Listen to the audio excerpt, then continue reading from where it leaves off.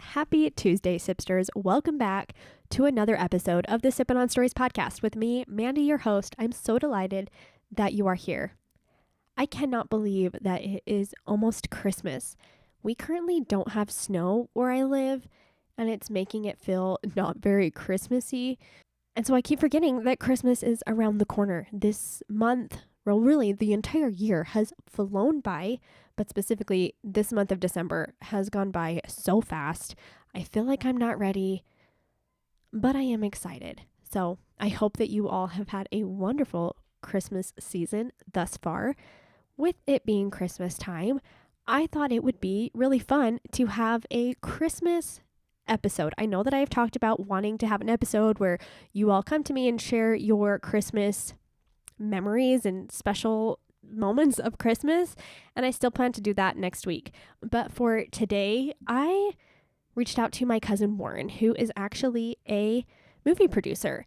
And what do we all love to do during Christmas? Well, if you're like me, I love to watch a good, cheesy Christmas movie.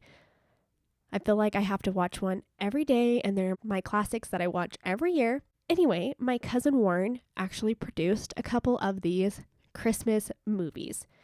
So he has two currently on Netflix right now. There is the first one, Mistletoe, Mixup, and the second one, the sequel, which is Merry Christmas. And these movies actually star the Lawrence brothers. So if you are not familiar with the Lawrence brothers, let me just give you a couple movies that they're in or shows. I am a huge fan of Boy Meets World. I loved it growing up. And Eric's roommate, Jack, is actually played by a Lawrence brother. He's played by Matt Lawrence. And then there are also multiple movies with the three brothers in them. If you grew up watching the Disney Channel original movies like I did, you probably saw them a lot. They were in movies like Horse Sense. There was a sequel, Jumping Ship. There is also movies with just the youngest one, Andy, The Other Me, Going to the Mat. And then Joey Lawrence has been in many things as well. I watched Melissa and Joey for quite some time growing up. So let's just say I'm a fan of the Lawrence brothers. So it was really fun for me to watch these movies that my cousin produced. So here is Warren to tell us about his journey to becoming a producer and what that was like.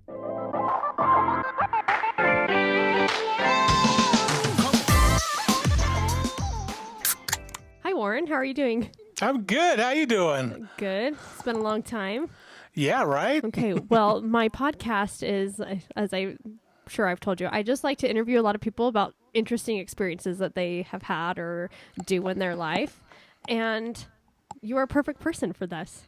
So, I am pretty perfect. I'm not going to lie. I'm pretty perfect. I know I told you this. I ask every one of my guests what their favorite drink is. So, Warren, what is yours? My daughter makes a homemade apple cider that is just to die for. It has become my favorite drink of all time. Delicious. Mm-hmm. That sounds really good. My kids need to start learning how to do stuff like that for me. Really? I mean, otherwise they're just dropping the ball. I mean, what was the point in having them anyway? If they can't make you homemade apple cider, just send them back. That's right. Really, I'd take them doing the dishes right now. But, I mean, all that would be great. Yeah. Otherwise, kick them out. How old are your kids now?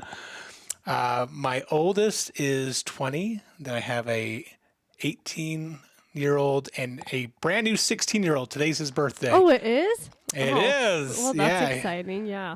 He's getting his driver's license probably right this minute. So. Wow. Well, exciting day for him for sure. Yeah. Yeah. Okay. Well, I would love for you to walk me through the process. I've known that you've loved creating movies and videos for a long time. I have my family reunion video still in my cupboard. I know it's something you've always enjoyed doing. So will you first walk me through kind of what got you started in the process and just how you got to where you are now? You know, I just like any other college kid, I didn't know what I wanted to do with my life. I was trying to figure that out. I I thought I wanted to be a music teacher, actually. I was going to school on a music scholarship, and I got into the music theory, and I was fine. And then they said, okay, now you actually have to be able to play the piano to be a music teacher. That's a requirement. And I was like, so about that, I don't know how to play the piano. They're like, well, then you're going to learn. And I was like, okay, well, I could play the right hand, no problem. Once I get the left hand, I think my left hand might not be connected to the rest of my brain. It gets a little tricky. Because, it doesn't do nothing. So I'm like, okay, well, a new career path needed. So I was, I went around. I was down at Snow College at the time. And a guy says, we have a radio station and that maybe that's something you're into. I was like, okay, I'll try it out. And I really enjoyed it. Enjoyed communications quite a bit. And then as I was trying to expand past that a little bit further, I went down to SUU and I saw they had a television station. I thought, oh, okay, I'm going to take a look at this. Surely we've got to be able to make a living doing this sort of thing. And I just went all in. I was the TV guy. I even was a student teacher there for a while. And I was making all sorts of shows. We made a movie down there. And I was probably one of the first few people before there was a film program down there that was doing films. And so that was a lot of fun. I took that and I was just this was a time of Hailstorm Entertainment, which was a production company here in Utah that makes movies for LDS audiences. Yeah. I'm trying to remember. I know you've done one that I've watched, but I can't remember what that was. One of the first ones I did was the Mobsters and Mormons. That was one that I did. I did one church ball. I've done a bunch with them, but it was just a way to get in, and I was what they would call a production assistant. Mm-hmm. And so my job mostly was to put scripts together and staple them, or take the food out of a truck and put it on a table, and then take it from the table and put it back in the truck. And that was my main job, which it's a grunt. It's pretty much what you are. But it gets you in the door. It gets you in the door. Mm-hmm. You learn real quick if that's something that you want to even do. Mm-hmm. It's a really, it doesn't pay much at all. I was doing it as an internship just to get my foot out there, just to be seen. And it didn't really lead to much of anything. Fast forward a couple more years, I had a different career path that I started going down, and I had an opportunity to get called onto a reality show. And it was a reality show called Dance Your Ass Off on the Oxygen Channel. And I was like, okay, what is this thing? It was a mix between The Biggest Loser and Dancing with the Stars. Mm-hmm. And even though I was the second one voted off, by the time I was there and I saw how everything got put together, it's like, oh, we could do that. Mm-hmm. That's not that hard. That's not that hard at all.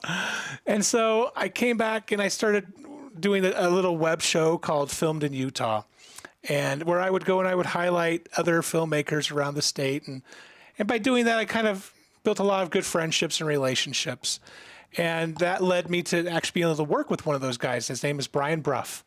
And Brian is so generous with his knowledge. He will teach anybody who is eager to learn about filmmaking what the ins and outs are about the business. I love that. And I got to work on so many movies with him as a location manager, as a editor, kind of like a producer-esque type role at times. Mm-hmm. But it was clear that, the family was the producing group and they were going to be credited as such. But I got to have a lot of involvement in a lot of those producing elements. Yeah, like what was one of those that you were there with? Oh, we did a lot, but a Crafty Christmas, Love in the Air.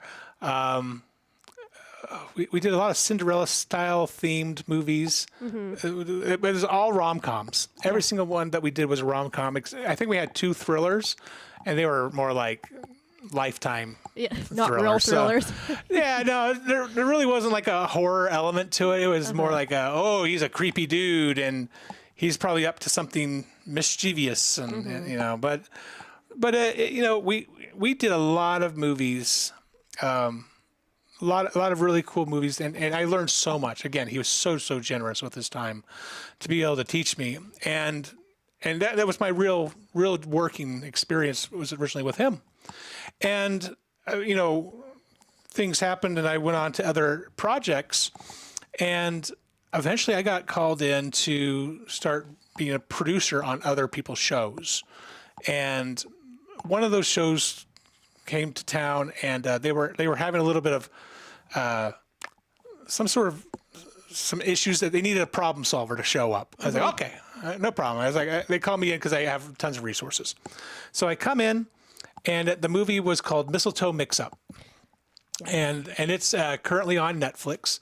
And it said, it's got the Lawrence brothers. It's got Joey Lawrence and Matt Lawrence, and Andy Lawrence is directing, and he's in it. And I was like, okay. It's like, I know, I've heard of these guys before, sure. So I get out to the location, and we see what's going on, and I see why they called me. And, for the most part, it was working out for really well. There were just little things that could be tweaked to make it a little bit better. And everything went well. We stayed in budget. We were able to get to where we needed to be to make it financially make sense, and the timeline work out, and all the locations work out, and it worked. And the movie got done, and we put it out, and it was very popular. So popular, in fact, that they said, you know what, let's make a sequel. So, okay. So they called me back up. They said, Warren, we want you to be the lead producer on this one. I said, okay, I could do that. And so they called me up, and we bring the team back together. And some people weren't available. Some actors were doing other projects. And so we were able to still use the Lawrence brothers. They were key to everything working out. But then we were able to bring in Brooke Ann Smith. She was freaking amazing. She's just a wonderful person in general, and just in her delivery and everything about her performance was just top tier. I would love to work with her on any project. But she was great. And then we did, and we got it all shot out. But the craziest thing on that shoot is we were filming with. And the second movie was called Merry Christmas, like getting married, like M-A. I'm actually surprised. Yeah. I tried looking up. I didn't find any other movies with that name. Isn't that wild? It is. I'm like, of all the Hallmark Lifetime movies, that there's not a Merry Christmas. Like, what are the somebody chances? dropped the ball on that one. It's like, I guess it didn't make it into an algorithm or something. I don't know, but I thought it was just the funniest thing. But I remember one day on set, I was in charge of getting the car because there was a Tesla near me, and we were going on an app to rent out cars. And I went to pick up the car, and it was charged when I got it.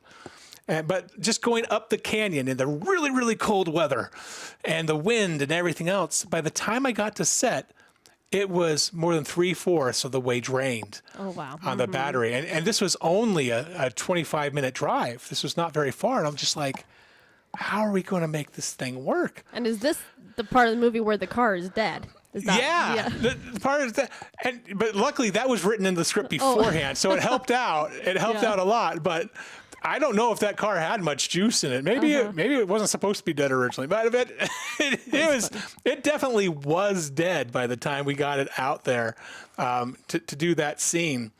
And with them pushing it and stuff, them trying to get the battery up, we were living that in real life. We were trying to get that thing charged enough so that we can actually turn the light on to show that the car was turning on. Yeah. So we have a big long extension cord going from the house that we're filming everything at, and it has like 5 different extension cords connected to it, and we're like going all the way down to the car to try and plug it in because we can't push it any further. Yeah. And we're like, okay, this is life imitating art is what it was. It was, yeah. But so we would charge it. We would like leave it in overnight. We'd shoot something else. We go do another scene. Like we have the scene where the brothers are in a barn, so they're trying to get back before the wedding happens. And so we go off and we're filming that in the middle of the night, and we're like, well, someone go check on the car. They go take a look. They're like, it's only gone up by 1%. Ah! It's like, so that car was the bane of my existence. Oh yeah. But, and then we had, for the most part, everything went really smoothly. We did have one bonehead on set who got into an accident. It was me. Oh.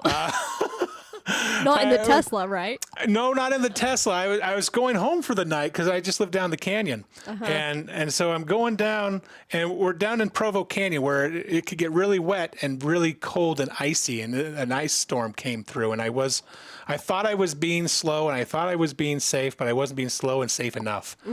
And we passed the dam, and as we're passing the dam, I'm coming around to do the turn, and I hit a big patch of black ice. And my wife's with me, and I'm swearing every single expletive as I'm coming around and ramming into the side barrier here. I'm like, daggone.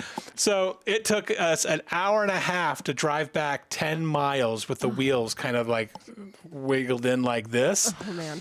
And everybody else who was on set, we had this big house, and we were able to house everybody there. And everyone brought all their gear so that they can sleep there overnight and take showers and everything. But the bonehead decided he was going to try and drive the canyon, and I was the only one who had an accident. So I was like, oh, goodness. Everyone stay here tonight, please. Don't get in a wreck. Yeah, no kidding. And so it was great. It was a small but mighty crew. And originally, we didn't know it was going to go to Netflix. We really? thought this was, we thought this was just going to go to Amazon, which it initially did. And it did really well out there. And then we got this call a couple months back as we're saying, hey, we really love the shows. Can we option it on Netflix? We're like, yeah. Yeah, of course. Yeah. So now it's there. And we look back on the show, and, we've been at the same location now for two of them.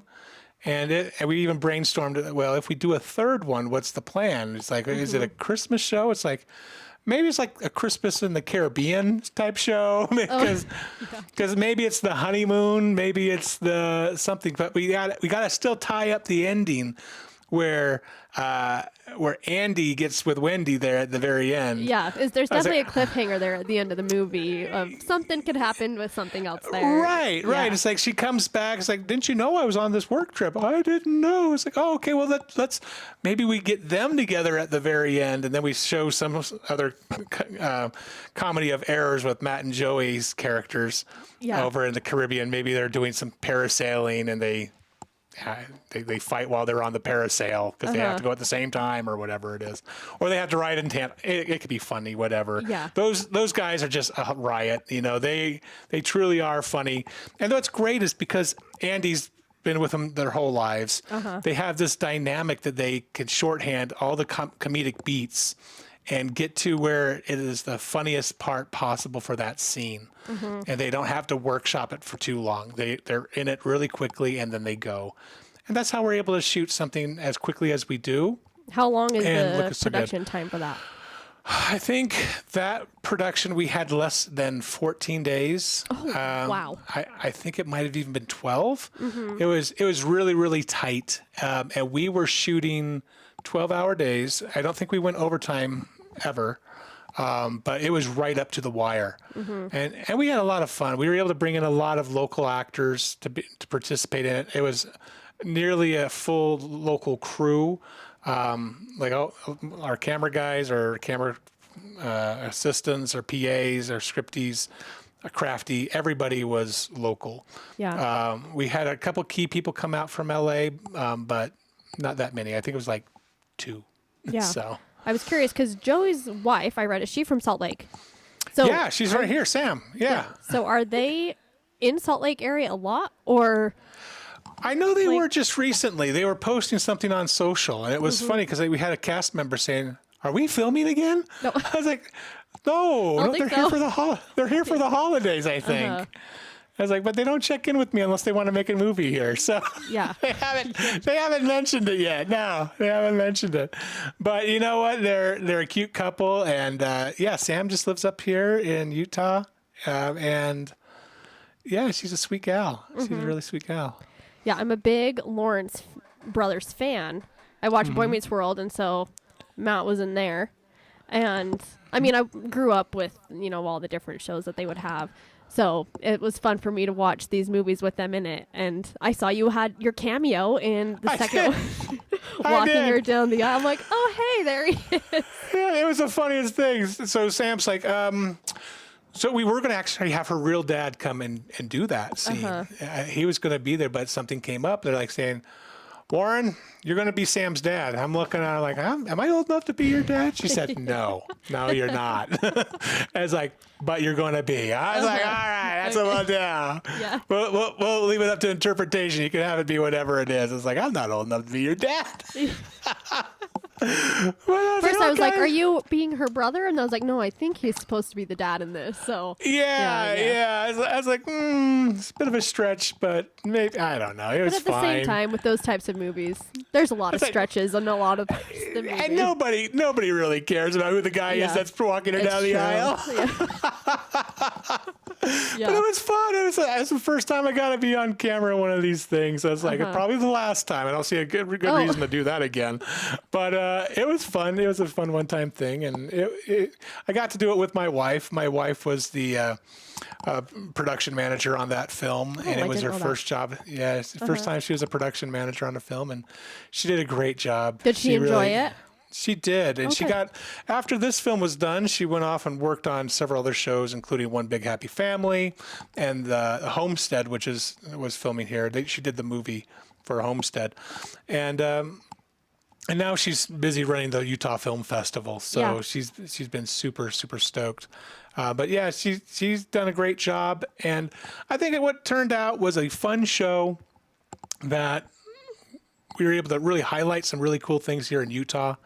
We were able to make it another lighthearted moment so that, people can really enjoy the holidays with some of their favorite Lawrence brothers. Yep. I said it really fit in with the classic Christmas movie. It definitely had the same feeling, same vibe. It was really fun. Has it been received as well as the first one? I think it's maybe a little bit better. Oh, wow. It's kind of subjective. I kind of liked it a little bit more than the first one. I thought some of the jokes landed a little bit better in the second one. But there, I love Danny Chuckran in the first one too. She was just a sweetheart. I've been able to participate in projects with Danny over the years, but that was a cute setup. Yeah. But yeah, I know I out of the two, I kind of like the second one a little bit more, but it might just because I had a lot more involvement in that second one than I did on the first. Yeah. For the people that don't really know, myself included, will you go over what exactly does a producer do? Because obviously there's a lot of roles. Yeah. So you explain that a little bit. Okay, that's a great question because a lot of people are confused with what a producer does. Now you'll see on the credits, executive producer, an associate producer, and then producer, and then line producer. An executive producer is typically somebody who brings in all the money to make the movie happen, or they're somebody who was able to influence the deal happening financially. Okay. So that's what an executive producer typically is. An associate producer is the person who helps out that executive producer. Okay. A line producer is the person who makes the budget for the movie. They say, okay, this is how much you can spend based off the money that you have available, and this is how you need to spend it. And then the producer is the person who hires everybody and secures locations, secures the actors, secures the crew, gets all the equipment, gets all the permits, gets all the other things together. The producer, the person who's credited as a producer, and they use the term very loosely, typically is the person who makes the movie actually happen. So they take all the cool resources that are brought in by all the other people, and they put them together and they start cooking. So they're the chef, right? They're the chef of the place, or maybe the director's part of the chef. Maybe we're the owner. We're the owner of the restaurant, right? Yeah, that's a good analogy. And we're trying to make sure that the chef has all of his tools so that he can make a really nice dish. And, have the right actors, have the right camera, have the right sound, have the right location and the right props and art direction. And so that's my big job. I'm sitting there with a director ahead of time, and we're talking about every single shot. We're talking with a DP, who is the director of photography or director of cinematography, and they're talking about the shots that they envision for this thing. And our job is to figure out, how do we make this happen? And so we are problem solving before people know there's problems. And so we have to be a little bit clairvoyant. We have to be able to see the future a little bit. And then a lot of times we're also psychiatrists. We show up and we have to be the person who talks people down from the ledge, like there's about to start coming to heads because they're having creative differences. They're hangry. Something's going on, that there's some sort of conflict that needs to be resolved. It's a producer's job to get in there and be the voice of reason and get people back to their Zen moment where everything works so well and everybody just is clicking right where they need to be on a movie. So that's a lot of what a producer does. I didn't have to, excuse me. I didn't have to do a lot of that as a producer on this last film because everybody was just right on their A game. Yeah. There's not any conflicts. They were used to working with each other. We knew the environment. We knew the locations we were going to be at, a lot of repeat locations. And the new locations were just lovely to work with. That we didn't have a lot of issues. I think the only issue we had was with that doggone Tesla. I think that was the biggest issue, was that car was a pain in the neck. Yeah. That's so funny. Yeah. So on the first movie, the Mistletoe Mix-Up, you came in after it had already kind of been starting. So they had already gotten the actors and all the things. So when the second movie was coming, who approached you that was like, let's do another one? And did you have to reach out to everybody once again and be like, hey, are you okay doing this? That was you, or was... Yeah. Okay. So the person who approached me, his name's Tim. Tim is one of the executive producers. He also helped write the screenplay. And so he's the guy who comes in with the money. And without him, the movie does not happen because you got to be able to fund it. And so he came and he approached me and says, Warren, we need you. We need you to be savvy. We need you to be budget conscious, and we need to make this movie happen. Can you make it happen? He sends me the script. I break it down like a line producer does, and gave him some hard truths on a couple things we had to change in the script. We got there. We made the movie. And yeah, so I would call up the team, see who was available. Some people just weren't. Yeah. And some people were like, look, we were really labor heavy on the first film, and we didn't need to be on the second one where we were at with our budget. We were going to have to be a lot more lean in our production needs. And so I had to pull just our main people who could do multiple jobs and do it with a big smile on their face. Yeah. And we were able to pull it off because even though we could not have as many people, I was able to increase their pay rate a little bit. And making it a little bit more worth it, making them a little bit more happy to do that. Right. Because they were going to take on some more responsibilities and some more of that lift. And so we were able to compensate them financially. And there was also that caveat of we won't go over overtime at all. And I kept to my word. We never did. So those are all the elements that kind of have to happen to be able to make a movie. And a good producer is that voice of reason that can keep a cool head on set and be the psychiatrist with everybody and the therapist to make sure everyone is happy and healthy and doing their best work. Yeah. And when you go home, are you like exhausted after these days? Oh my gosh. Or at the end of the 12 days, I'm sure that. Oh my.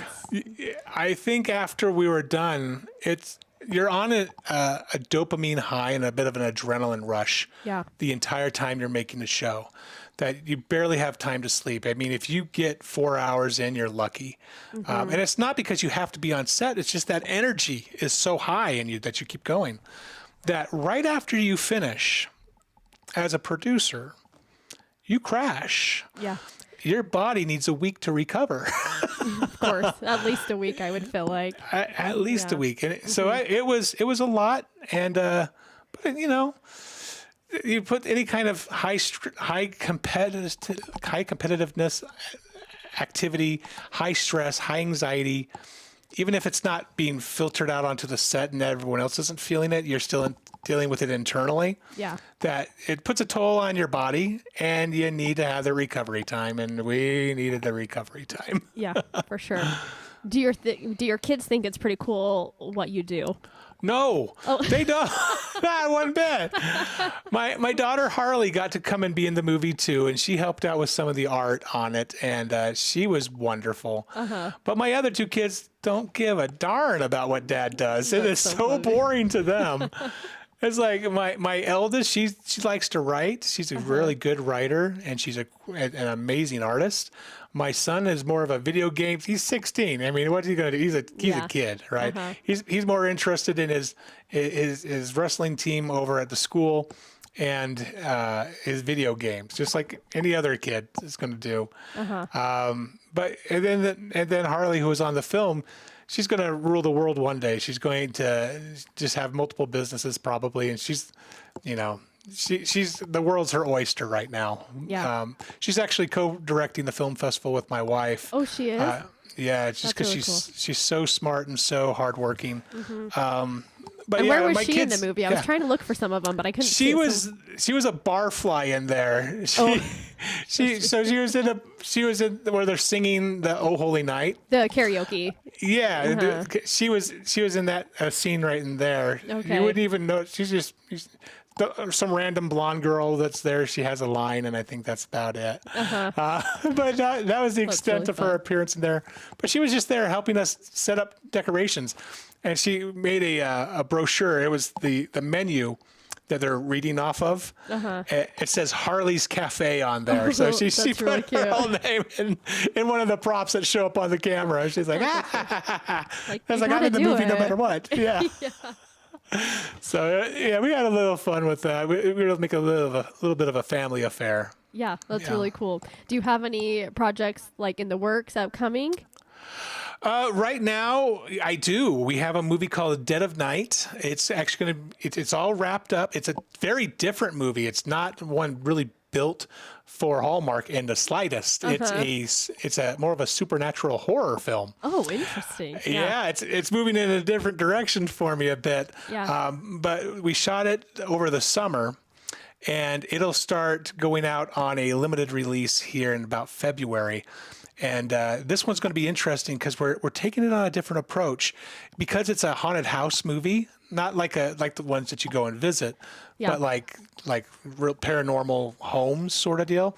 We're going to be playing these in paranormal high paranormal areas, and be doing these really cool experience screenings there to make it a little bit more of a fun little immersive event. And so before we start hitting theaters, we're going to do those first, and then expand from there. But this is a fun project. This is a really fun project that I think a lot of people will be talking about here soon. You talk about putting it in theaters made me wonder too. How do you go from like you wrap up the movie? Like how does it decide where it goes? Like if it's on like if you just assume it's going to Amazon Prime or like to the theater, like how does that work? So that gets put back into the hands of the executive producers. The people who pay for it own it, right? So they ultimately get to decide where to go. Now, traditionally, what they would do is they would find a distributor. The distributor would then give it to a sales agent, or they will talk to some theatrical guys and see about doing a release that way. There's a couple places locally that still do theatrical runs. There is some evidence that shows that if you do a theatrical run, even a limited theatrical run, it adds more value when you're doing what's called SVOD or TVOD or AVOD, which is transactional, subscription-based, or advertising-based revenue that comes in from the movies. Really technical mumbo jumbo. Yeah. But it's just the new release windows. Like back in the day, it was a movie comes out and then 6 months later to a year later, it's on television, right? But before it gets on television, it's going to go on VHS or DVD. But before it goes there, it's going to go to maybe the dollar theater. So you got the first run theater, second run theater, VHS or DVD. Then it's on television, right? So that was the way it was for several years. Then streaming came in and they kicked that all out, and then a COVID came in and kicked it out even further. And now sometimes the theatrical window, it's the same time the streaming window happens. Yeah, it's crazy. Yeah, so we call that day and date. So you'll have that happen at the same time. But now you're competing with everybody who's making a movie at the same time and releasing it at the same time. And there's so much noise is going on that you're not catching the attention of people. So what we're finding is people who are able to grow an audience online through social media are able to create these events like we're doing with Dead of Night, where people want to go and be around other people. They want to experience something new other than just sitting in a theater and being passively entertained for an hour and a half. You bring in a whole new experience to it, you could charge a bit more money for that type of experience, and people are willing to do it because it's cool. Yeah. It's more than just, and it's different, right? So they come see a movie in a haunted asylum where it's cold, and the only way you have any power is you got a generator out in the back that's coming in with a bunch of extension cords, and you feel like you have a ghost like sitting on your shoulder as you're watching this creepy movie. That's awesome. Yeah, sounds really exciting. So it's just this different ways of marketing things. And sometimes it's growing that audience and making an experience. Sometimes it makes more sense to go straight to streaming. It just depends on the project and really what the person who is funding it wants to try out. I love working with filmmakers that want to experiment. because we're in a really interesting time where experimentation often pays off. Yeah. So I want to see more of that. And that's kind of what we're focusing on doing right now. Cool. That's really cool. Well, it's been really fun for me. Anytime I watch something that I know you've been a part of, I'm like scrolling through the credits. I'm like, there he is. That's my cousin. And like, it's just fun for me. Or seeing you on the movie, I'm like, it's just fun. It's almost like a claim to fame, kind of, getting to watch you do it. And it's just exciting to me because I've known that this has been something that you've been doing. And so it's fun and I enjoy it. And it's cool that Dora is now part of it. And how long has she been doing it with you?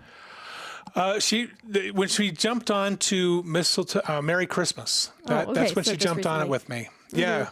She worked with me on a little bit when we worked for iFit. We're making some videos for the iFit platform, but it's more like a makeup artist role.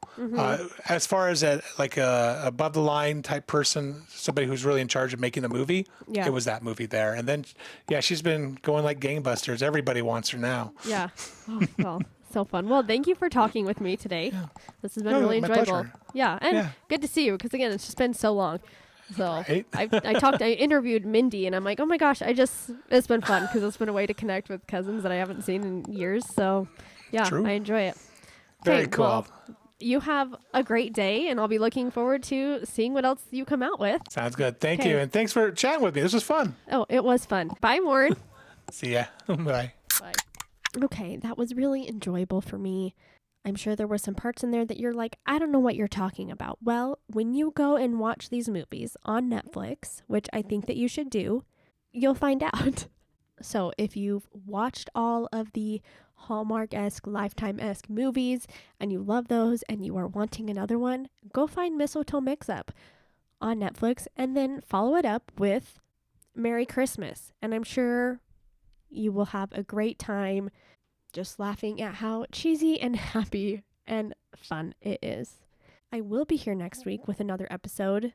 If you have a Christmas memory, a special Christmas memory that you would like featured in next week's episode, DM me, reach out to me. I would love to have it. It can be anonymous if you would like it to. In fact, probably most of them will be. And I will just be reading them, so you don't need to feel like you need to come on and record with me. It will be really easy to just send me a message with your special Christmas memory. I will be here next week for another episode. Goodbye, Sipsters.